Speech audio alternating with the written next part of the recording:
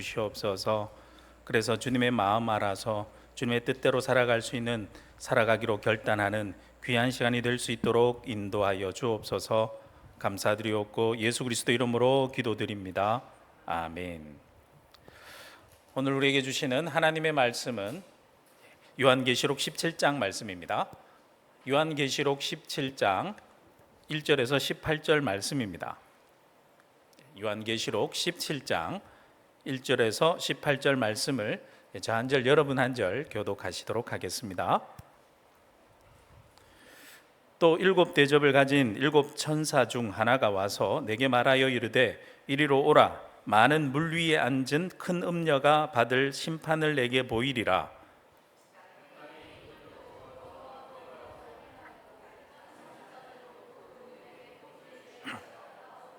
곧 성령으로 나를 데리고 광야로 가니라. 내가 보니 여자가 붉은 빛 짐승을 탔는데 그 짐승의 몸에 하나님을 모독하는 이름들이 가득하고 일곱 머리와 열 뿔이 있으며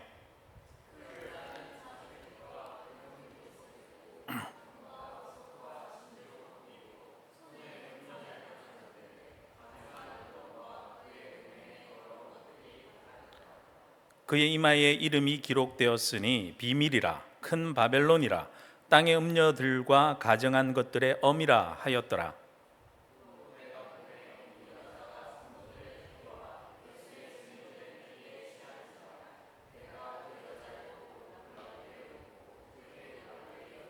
천사가 이르되 왜 놀랍게 여기느냐. 내가 여자와 그가 탄 일곱 머리와 열 뿔 가진 짐승의 비밀을 내게 이르리라.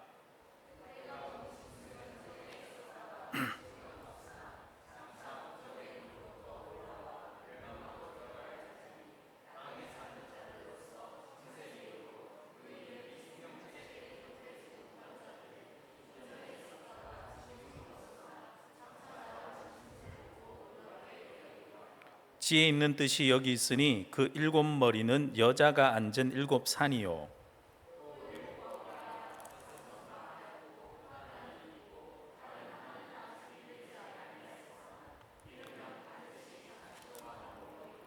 전에 있었다가 지금 없어진 짐승은 여덟째 왕이니 일곱 중에 속한 자라. 그가 멸망으로 들어가리라.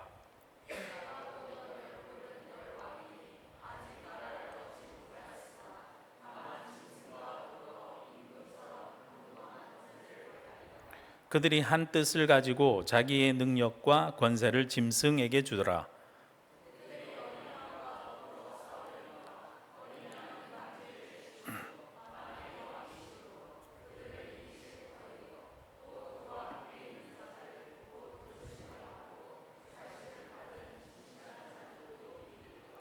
또 천사가 내게 말하되 내가 본 바 음녀가 앉아 있는 물은 백성과 무리와 열국과 방언들이니라.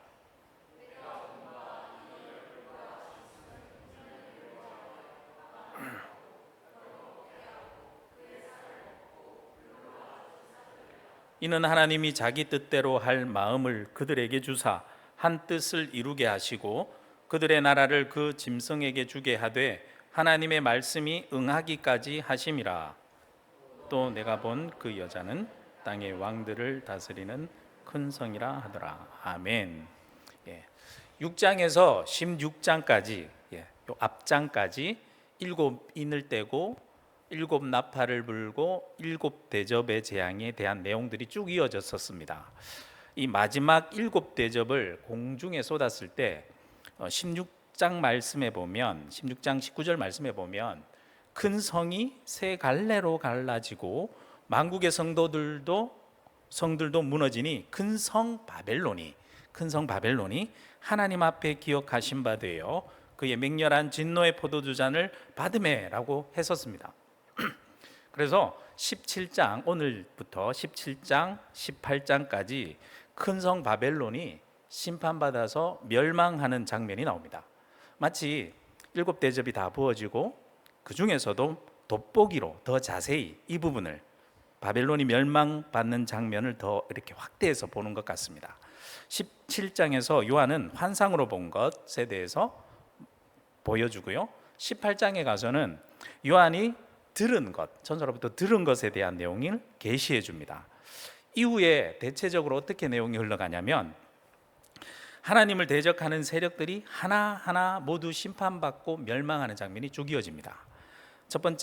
제일 첫 번째로 이 바벨론이 심판받아 멸망하고, 그 다음에 13장에 나왔던 두 짐승이 심판을 받아 멸망하게 됩니다. 그리고 19장에 가면 마지막 전투에서 하나님을 대적하면서 저항했던 모든 사람들이 심판받아 멸망하게 되고요. 20장에 가서는 사탄이 심판받아 멸망하고, 제일 마지막 사망과 음부가 심판받아서 제거됩니다. 그리고 제일 끝에 새 하늘과 새 땅이 와서 하나님의 나라를 완성하는 것으로 이렇게 진행되어져 갑니다. 오늘 말씀은 그 중에서도 바벨론 심판에 대한 내용인데 그의 서막이 이루어지는 장면입니다. 그래서 오늘 말씀을 두 부분으로 나누어서 살펴보겠는데, 첫 번째로 1절에서 6절까지는 바벨론이 받을 심판과 큰 음녀에 대한 환상을 보게 됩니다. 거기에 대한 내용이고, 두 번째는 그 여자와 짐승이 나오는데 그 여자와 짐승에 대한 비밀이 무엇인가 천사가 알려주는 내용이 나옵니다. 먼저 첫 번째로 바벨론이 받을 심판과 큰 음녀 환상에 대해서 살펴보겠습니다. 1절 말씀해 보면 7대접을 가지고 대접에 담긴 재앙을 쏟아 부었던 그 7 천사 중 하나가 요한에게 와서 말합니다. 이리로 오라고. 그리고 많은 물 위에 앉은 큰 음녀가 받을 심판을 내가 보여주겠다라고 말합니다. 요한계시록에서 이리로 올라오라, 그리고 무엇을 보여주겠다 하는 말이 3번에 걸쳐서 나오거든요. 첫 번째는 계시록 4장에 나와요. 4장 1절에 보면 하늘에 있는 보좌를 보여줄 때 이리로 올라오라라고 얘기합니다. 두 번째는 오늘 말씀 바로 17장 1절에 음녀의 심판, 즉 바벨론의 심판을 보여주기 위해서 이리로 오라라고 얘기합니다. 그리고 마지막에 계시록 21장 끝에 가서는요, 어린 양의 아내, 성도들이죠.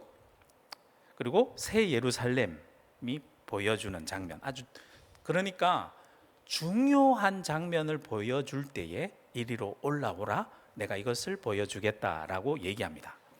2절 말씀에 보면 땅의 임금들, 즉 통치자들을 말하죠. 힘과 권력을 가진 지도자들, 그러한 권력을 가진 사람들도 그와 더불어서 음행, 즉 우상 숭배했다라는 건데, 로마 시대니까 황제 숭배 사상을 하였다라는 거죠. 그리고 땅에 사는 자들은 어떤 자들이냐? 그 힘과 권력에 굴복해서 타협한 사람들도 그 음행의 포도주에 취했다라고 했습니다. 음행의 포도주에 취했다라는 것은 뒤쪽에 설명이 나옵니다. 하여튼 그렇게 말씀합니다. 위에 천사가 말한 내용을 구체적인 환상으로 이제는 3절부터 아주 자세하게 계시하는데요, 성령으로 요한을 데리고 광야로 갔다라고 했습니다. 에스겔 선지자도 성령에 이끌려 이곳저곳 다니면서 환상을 보았죠. 비슷합니다.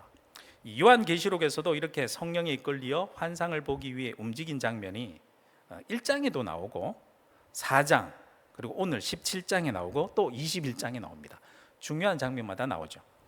광야에서 본 것이 이것이었습니다. 붉은 빛 짐승을 보았고 그 짐승을 탄 여자 음녀를 보았습니다. 그 짐승의 몸에 보니까 하나님을 모독하는 이름이 가득했다라고 했습니다. 그리고 7 머리와 10 뿔이 있었습니다. 4절에 보니까 그 여자의 모습에 대해서 또 자세하게 설명합니다. 그 여자를 보니까 자줏빛깔 옷, 붉은빛 옷을 입고 있었습니다. 그리고 온몸에 금과 보석과 진주로 가득 잔뜩 꾸미고 있습니다. 고대 사회에서 자줏 색깔 옷을 입었다, 붉은 색깔 옷을 입었다라는 것은요, 신분이 귀한 사람들, 귀족들만 입었어요. 왜냐하면, 그리고 부유한 자들만 입었는데, 왜냐하면 자주 색깔 빛을 옷을 만들려면 염색을 해야 되잖아요. 자줏빛 색깔 빛깔과 붉은색 빛깔을 염색하기 위한 안료, 염료, 이 염료를 구하는 것이 굉장히 고가였어요. 귀중한 거였거든요. 그래서 당연히 자주 색깔 빛깔 옷, 붉은 빛깔 옷은 아주 고가고 일반 사람들은 입을 수가 없었습니다. 상상도 할 수 없는 옷이죠. 게다가 그 옷만 입은 것이 아니라 온갖 몸에 진기한 보석들로 다 치장을 한 것을 보면 온갖 사치스럽고 그리고 부하다는 것, 자신이 권력을 가졌다는 것을 아주 뽐내고 있는 모습을 보여줍니다. 또 손에 보니까 금잔이 들렸어요. 금잔이 가졌는데 그 잔에는 가증한 물건과 음행의 온갖 더러운 것들이 가득했다라고 했습니다. 온갖 더러운 행위들로 그들의 배를 불리고 있다라는 것을 나타내는 거죠. 그래서 새한글 성경에 보면 이렇게 번역되어 있어요. 그 여자의 손에는 금잔이 있었는데 금잔은 혐오스러운 것들과 더러운 것들, 곧 그 여자의 음란한 짓으로 가득 차 있었습니다. 음란한 짓으로, 더러운 것으로 자신의 배를 채우고 있는 거죠. 5절에 보면 그 여자가 무엇을 의미하는지 알려줍니다. 그의 이마에 비밀스러운 이름이 기록되어 있었는데 그 이름이 뭐라고요? 큰 바벨론. 이는 땅의 음녀들과 가증한 것들의 엄이다라는 겁니다. 즉 땅에 온갖 더럽고 가증한 것들이 나오는 그 근원이라는 것이죠. 6절 말씀에 또 보니까 이 여자가 성도들의 피와 예수의 증인들의 피에 취했다라고 했습니다. 성도들과 예수의 증인들을 괴롭혔고 심지어 그들을 죽임당하게 했다라는 건데, 순교당하게 했다는 건데, 그 죽음의 피에 취했다라는 것은 어떤 거죠? 그것을 즐긴다라는 거죠. 그래서 요한은 그 모습에 깜짝 놀랍니다. 놀랍게 여기고 크게 놀랍게 여기더라 라고 했습니다. 여러분, 세상에서 일어나는 놀라운 일들이 얼마나 많은지 모릅니다. 최근에는 아빠가 아들을 총 만들어서 쏴 죽이는 사건, 상상도 못할 사건들, 그러한 일들이 많이 일어나지 않습니까? 그러한 일들과 사건을 접할 때마다 우리는 놀라게 되죠. 깜짝 놀라게 되고, 참 세상 말세다, 세상이 어찌 이 모양으로 돌아가냐, 그렇게 생각할 때가 많죠. 이 일이 왜 일어나는지, 이 일이 이 세상에 살아가는 사람들의 입장에서는 도무지 이해되지 않는 이유가 그 일에는 비밀이 있기 때문입니다. 그래서 사람으로서는 그 비밀을 알 수 없다면 도무지 알 수 없고 이해될 수가 없죠. 그래서 그냥 사건이 일어날 때마다 놀랄 뿐이죠. 7절에서 18절까지 말씀 뒷부분을 보면 그 여자와 짐승의 비밀에 대해서, 그래서 비밀에 대해서 자세히 알려줍니다. 7절 말씀해 보니까 천사가 이렇게 얘기합니다. 왜 놀랍게 여기느냐? 이 여자와 그가 탄 7머리와 10뿔을 가진 짐승의 비밀을 내가 다 알려주겠다, 비밀을 알려주겠다라고 얘기합니다. 먼저 짐승에 대해서 알려줍니다. 8절 말씀해 보니까 이 짐승은 전에 있었다가 지금은 없으나 장차 무저갱으로부터 올라와 멸망으로 들어갈 자라고 얘기해 줍니다. 무저갱이 무슨 뜻인 줄 아시죠? 없을 무, 그리고 밑바닥 저, 그리고 구덩이 갱, 무저갱. 밑바닥이 없어서 그 깊이도 모르고 밑도 끝도 모르는 구덩이를 얘기해요. 보통 성경에서는 이 무저갱을 악한 마귀나 악한 영들, 타락한 천사, 그리고 사단 등을 일시적으로 가두어두는 감금의 장소로 표현돼요. 이곳은 최종 심판 때까지 악한 존재들이 한시적으로 머무는 곳이고요, 나중에 심판이 완성될 때 완전한 지옥, 불못, 게헨나라고 나오죠. 그 곳과는 구분되는 장소예요. 다른 곳이에요. 요한계시록 20장에 보면 사탄, 용이 1000년 동안 결박되어 묶이는 장소로 묘사되는 것이 무저갱입니다. 누가복음 8장 31절에 보면, 그래서 예수님께서 귀신을 쫓아내셨을 때 귀신들이 예수에게 이렇게 부탁합니다. 무정행으로 들어가게 하지 마시기를 간구했다라는 구절이 나와요. 그만큼 귀신들도, 악한 영들도 두려워하는 장소예요. 즉 여기서 나오는 그 짐승은 이 무적행에서 잠시 올라올 것이지만 곧 그들의 운명은 멸망할 자라는 것을 말씀을 통해서 알 수 있죠. 또 짐승을 보고 또 놀라는 사람이 있어요. 8절 말씀 뒷부분에 보면 세 번역을 제가 살펴보겠는데 제가 읽어드리겠습니다. 그리고 땅 위에 사는 사람들 가운데 창세 때로부터 생명책에 이름이 적혀 있지 않은 사람들은 그 짐승을 보고 놀랄 것이다. 그것은 그 짐승이 전에는 있었다가 지금은 없으나 장차 다시 나타날 것이기 때문이다. 그 짐승이 전에는 있었다가 지금은 없으나 장차 다시 나타날 것이다 라고 했습니다. 이 단어 전에는, 지금은, 장차, 누구의 모습을 흉내낸 것 같지 않습니까? 계시록에 보면 전에도 계셨고 지금도 계시고 장차 오실 분 누구요? 예수 그리스도. 예수 그리스도를 흉내내지만 불안하죠. 이렇게 구원자 예수 그리스도를 흉내내는 적 그리스도의 모습에 사람들이 놀랐다라고 하는 것은요, 놀라다라는 것은 그들의 놀라면서 마음을 뺏겼다라는 거예요. 우리는 어떤 놀라운 일에, 그리고 놀라운 존재에, 그리고 어떤 이적을 행했다거나 놀라운 일을 볼 때에 우리의 마음을 빼앗겨서는 안 됩니다. 그럴 때일수록 우리는 정신을 바짝 차려야 됩니다. 여기 있다, 저기 있다, 그렇게 미혹되지 말라고 하잖아요. 큰 이적을 일으키는 것에 우리의 마음을 빼앗겨서는 안 됩니다. 그래서 정신을 바짝 차려야 되기 때문에 9절 말씀에 보면 이렇게 말씀합니다. 지혜 있는 뜻이 여기 있으니. 즉 새한글 성경을 보면 조금 더 이해가 쉬운데, 이런 경우에 지혜 있는 정신이 요구됩니다. 즉 지혜가 요구된다는 거죠. 지혜롭게 판단하라는 거죠. 정신을 바짝 차리고 천사가 주는 그 지혜의 말씀을 잘 들어야 된다, 잘 구별해야 된다, 잘 분별해야 된다는 거죠. 그리고 7머리와 10뿔에 대한 비밀을 또 알려줘요. 먼저 7머리의 비밀에 대해서 알려주는데 9절 말씀 뒷부분에 보면 7머리는 여자가 앉은 7산이래요. 로마는 전통적으로 7개의 언덕, 7개의 산이죠. 7개의 언덕에 세워진 도시로 묘사됩니다. 전통적으로. 그러면 7산이다라는 이 말을 들으면 요한계시록을 읽고 있는 사람들은 어디를 떠올릴까요? 로마 제국을 떠올릴 것이 분명하죠. 그 로마 제국 위에 여자가 앉아 있습니다.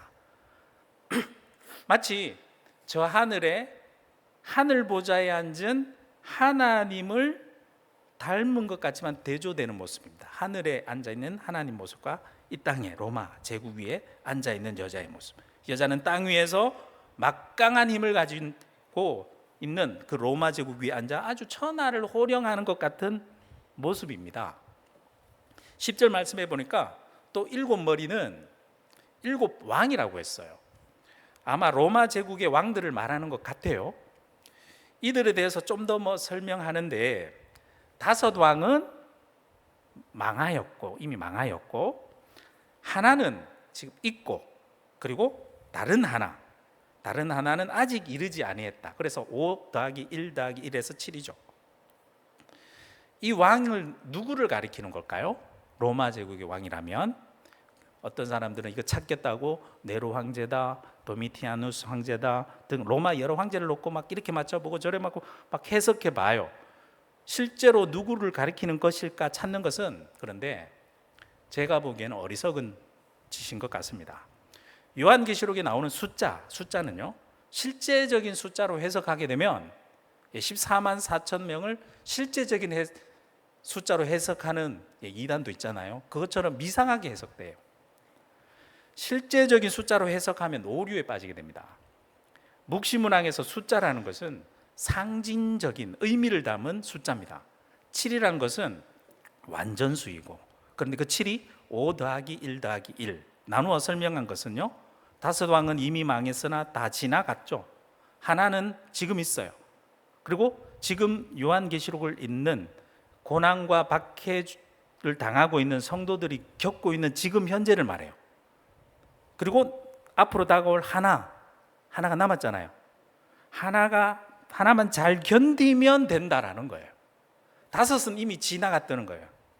그리고 지금 내가 겪고 있고 다가올 하나만 남았다. 즉 뭐죠? 끝이 가까웠다. 끝이 다가왔다라는 얘기죠. 그 끝에서 하나만 참으면 된다. 그 끝에서 포기하지 말라고 하늘의 비밀을 천사가 알려주는 거예요. 마지막 하나가 이르렀어도, 마지막 하나가 와도 그것 오랜 기간 아닙니다. 말씀 보시면 반드시 잠시 동안만 머무를 것이다 라고 말씀하고 있습니다. 그래서 조금만 더 참으면 된다라고 힘을 주고 있는 거죠. 11절 말씀해 보니까, 그런데 갑자기 여덟째 왕이 나와서 여덟째 왕에 대해서 말해요. 그런데 이 여덟째 왕은 전에 있었다가 지금 없어진 자인데 일곱 중에 속한 자래요. 하지만 그도 결국에는 멸망으로 들어간다라는 사실은 변함이 없습니다. 이 여덟째 왕에 대해서도 어떤 사람들은요, 그렇게 성도들을 박해했던 네로 황제가 잠시 사라졌다가 다시 나타날 것이다라고, 그 로마 시대 때 그렇게 보았던 사람들이 많았던 것 같아요. 그렇게 해석하기도 하는데, 이것도 역시 상징적인 의미로 받아들여야 됩니다. 어떤 인물이든 간에 결론은 뭐죠? 그들 모두 멸망의 결과는 정해져 있다는 겁니다. 그들 모두 멸망할 것입니다. 두 번째, 열불의 비밀에 대해서 말해주는데요, 12절 말씀해 보니까 열불의 비밀은, 열불은 열왕이다라고 했습니다. 이들은 아직 나라를 얻지 못하였으나 다만 짐승과 더불어 한동안 권세를 받으리라 라고 했습니다. 여기서도 숫자 10이 나오죠. 숫자 10을 정말 열왕이다 라고 생각하면 안 됩니다. 숫자 10은 전체를 말해요. 숫자 전체를 말해요. 앞선 7왕 로마 제국의 황제와는 다른 왕인데, 아마도 로마 제국과 협력하고, 그래서 그 협력을 통해서 권력을 누렸던 주변 다른 나라들, 로마와 힘을 합쳤던 다른 나라들, 함께했던 그 나라들, 다른 나라들 전체를 말하는 것 같아요. 그래서 13절 말씀을 세 번역으로 보면, 그들은 한 마음이 되어서 그들의 능력과 근세를 그 짐승에게 내줄 것이다 라고 얘기했습니다. 하지만 그들이 누리는 그 권세도 그냥 한동안 한시적이에요. 14절 말씀에 보면 그들이 그렇게 능력과 힘을 모아서 짐승에게 줘서 뭘 하려고 하느냐? 어린 양과 더불어 싸우려고 합니다. 하지만 그 싸움에 당연히 누가 이기죠? 어린 양이 이깁니다. 왜냐하면 어린 양은 말씀 그대로 만주의 주이시고 만왕의 왕이시기 때문입니다. 당시 이 로마 황제에 대한 호칭, 당시 로마 제국 시대 때 로마 황제에 대한 호칭이 이렇게 부르라고, 호칭하라고 했던 세 가지가 있어요. 데우스, 신이다. 둘째, 소테르, 구주, 우리를 구원할 주인이시다. 그리고 퀴리오스, 주님, 우리의 주인. 이 세 가지 명칭을 사용하게 했어요, 로마 황제를 지칭할 때. 그런데 거짓 신이죠, 거짓 구주죠, 거짓 주죠. 그런데 진짜 신, 진짜 구주, 진짜 주님은 누굽니까? 바로 예수 그리스도, 예수임을 이 말씀을 통해서 어린 양은 만주의 주시요 만왕의 왕이십니다 라고 선언하는 거예요. 가짜는요, 절대로 진짜를 이길 수가 없습니다. 아무리 가짜가 많다 해도 진짜가 탁 나타나면 그것이 가짜라는 것이 다 드러나잖아요. 그래서 가짜는 진짜를 절대로 이길 수 없어요. 그래서 다니엘서 2장 47절 말씀에 보면 다니엘 선지자가 이런 얘기를 합니다. 너희 하나님의 말씀을 대언해 주는데, 너희 하나님은 참으로 모든 신들의 신이시오, 모든 왕의 주제시로다. 내가 능히 이 은밀한 것을 나타내었으니 내 하나님은 또 은밀한 것을 나타내시는 이시로다. 아멘. 가짜에 속지 마십시오. 그런데 어린 양만 승리하는 것이 아니에요. 14절 뒷부분에 보면 어린 양과 함께 있는 자들, 곧 부르심을 받고 택함을 받은 진실한 자들도 함께 이긴다라고 했습니다. 누구와 함께 하느냐가 승패의 갈림길이 되는 거죠. 이제 마지막 세 번째, 큰 음녀의 비밀에 대해서 얘기해 주는데, 천사가 음녀에 대해서 말해 줍니다. 먼저 18절 말씀에 보면 그 정체가 딱 먼저 기록되어 있는데요. 요한이 본 큰 음녀는, 그 여자는 땅의 왕들을 다스리는 큰 성, 즉 바벨론으로 표현된 아마 로마 제국이라고 분명하게 말하고 있습니다. 올라가서 15절 말씀에 보면 먼저 음녀가 앉아있는 물이 무엇인지에 대해서 알려줘요. 물은 백성과 무리와 열국과 방언들이다 라고 얘기했습니다. 즉 모든 로마 권력 아래, 권세 아래 있는 전 세계 모든 사람들을 말해요. 그런데 놀랍게도 말씀해 보니까 그렇게 떵떵거리면서 권한을 누리고 세상을 호령하던 그 가운데 네 분이 일어납니다. 16절 말씀해 보니까 열불 짐승과 그 짐승이 음녀를 미워하여 망하게 하고 벌거벗게 하고 그 살을 먹고 아예 불로 살라버린다라고 했습니다. 자, 그렇게 되는 이유가 중요해요. 왜 그렇게 되느냐? 17절 말씀에 나옵니다. 공동번역 같이 읽어볼까요? 시작. 그것은 하나님께서 그들의 마음속에 당신의 뜻을 이루려는 욕망을 심어주셨고 뜻을 모아 그들의 왕권을 그 짐승에게 넘겨주게 하셨기 때문이다. 악의 속성에는 자기 파괴적인 속성이 있어요. 악한 자들이 연합하면 누가 잘 되는 꼴 서로 보지 못하기 때문에 자기 욕심에 따라 자기들만 생각하기 때문에 분열할 수밖에 없습니다. 그들은 서로 미워하면서도 욕심을 따라 겉으로는 잠깐 함께 하는 것 같고 연합이 잘 되는 것 같아요. 하지만 결국에는 서로 미워하게 되고 서로 망하게 되고 상대방의 부끄러움을 드러내게 되고 상대방을 물어뜯고 상대방의 마음에 불을 싸질러 놓고 마는 겁니다. 재미있는 것은 이 열불, 조금 전에 말씀드렸듯이 로마와 동조했던 나라들뿐만 아니라 이 짐승으로 상징되었던 로마 황제 자신이 스스로 자신의 로마 제국을 상징하는 큰 음녀 바벨론을 미워한대요. 미워하고 스스로 대적해서 망하게 합니다. 자멸하는 거죠. 그런데 이 모든 것이 모두 하나님께서 주관한다라는 사실입니다. 하나님이 그들의 마음에 욕심을 심어 주셔서 그러한 일들이 일어나게 한다라는 거죠. 하나님께서는 악인들의 마음까지도 주관하셔서 역사를 이끌어 가신다라는 말씀입니다. 하나님께서 이 모든 심판, 진행되는 모든 심판을 하나님께서 주관하고 계시고 심판 가운데 일어나는 모든 일들은 지금 하나님의 손안에서 일어나는 일들이라는 것입니다. 이것이 오늘 본문의 말씀입니다. 오늘 본문의 말씀을 통해서 세 가지를 기억하면 좋을 것 같아요. 첫 번째, 어떠한 일이 일어난다 하더라도 우리는 놀라거나 두려워할 필요가 없다라는 겁니다. 큰 음녀 바벨론이 성도들의 피와 예수의 증인들의 피에 취한 것을 보고 요한은 굉장히 놀라죠. 놀랍고 크게 놀랍게 여길 때 천사가 얘기하지 않습니까? 왜 놀랍게 여기느냐 말하면서 내가 비밀을 알려주겠다라고 했습니다. 우리가 그 비밀을 알게 되면 놀랄 일이 아니라라는 거죠. 우리가 이 세상에서 살아갈 때 때로는 우리가 도무지 이해되지 않는 일들을 내가 당할 때가 있고, 예수를 믿는 믿음을 지키다가 어이없이 당하게 되는 억울한 일들도 분명히 있을 겁니다. 그렇다 하더라도 그 일에 대해서 내가 놀라거나 두려워할 필요가 없다라는 거죠.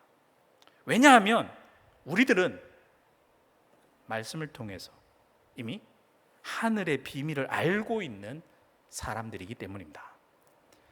전 재산을 다 팔아서 다른 사람들이 보기에는 아무런 가치 없어 보이는 밭을 사는 사람이 있었어요.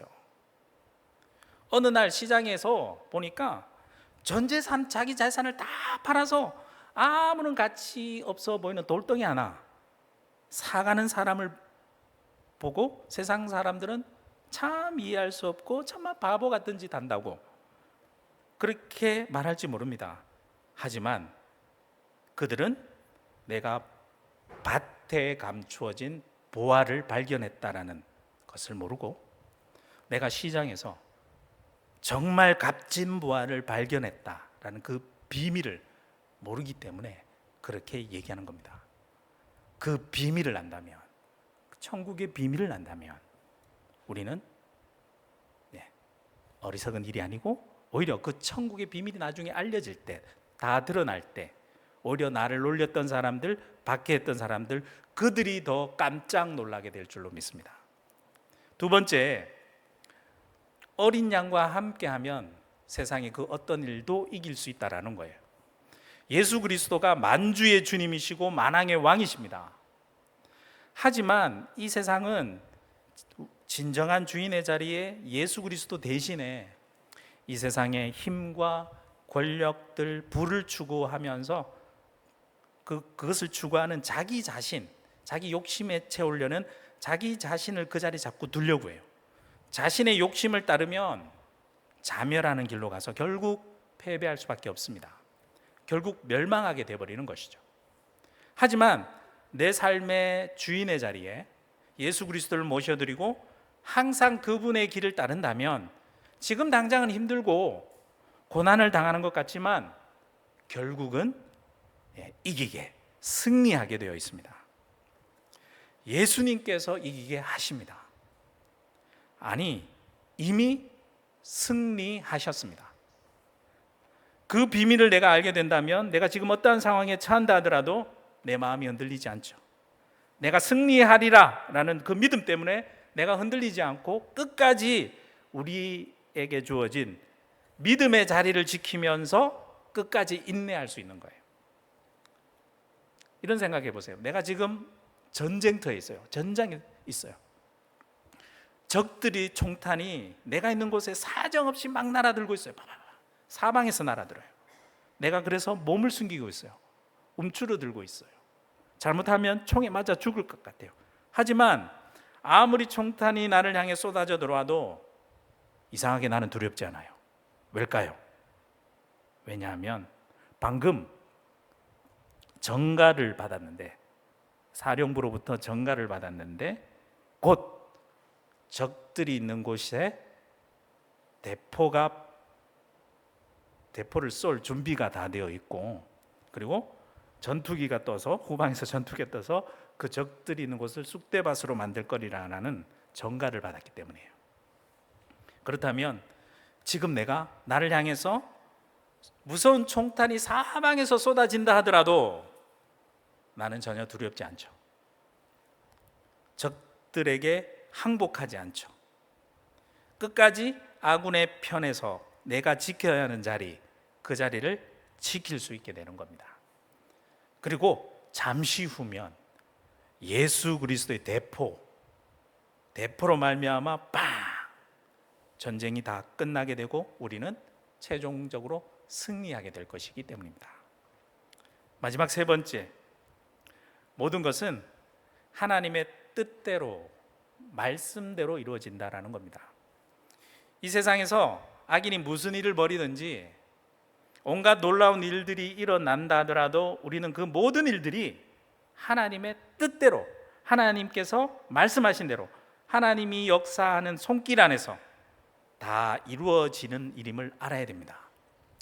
이사야서 46장 9절에서 10절 말씀에 보면 이런 말씀이 있습니다. 마지막으로 같이 함께 읽어볼까요? 시작. 너희는 옛적 일을 기억하라. 나는 하나님이라. 나 외에 다른 이가 없느니라. 나는 하나님이라. 나 같은 이가 없느니라. 내가 시초부터 종말을 알리며 아직 이루지 아니한 일을 옛적부터 보이고 이르기를 나의 뜻이 있을 것이니 내가 나의 모든 기뻐하는 것을 이루리라 하였노라. 아멘. 하나님께서 말씀하셨고 그 말씀하신 대로 반드시 이루시는 분이십니다. 그러니 우리는 항상 우리들의 삶의 기준을 어디에 두어야 돼요? 하나님의 말씀에 두고 살아야 됩니다. 주변 상황에 맞추어서 우리의 믿음과 태도가, 살아가는 태도가 변해서는 안 돼요. 요한계시록은 로마 황제 숭배로 어려움을 당하게 된 성도들, 그 시대 성도들에게 요한을 통해서 보내는 하나님의 메시지예요. 그 당시 교회들도 이렇게 갈라졌어요. 라오디게아 교회 같은 경우는 부요한 교회였죠. 아쉬울 게 없는 교회였어요. 성도들은 풍성한 삶을 살았고 안정된 삶을 누렸어요.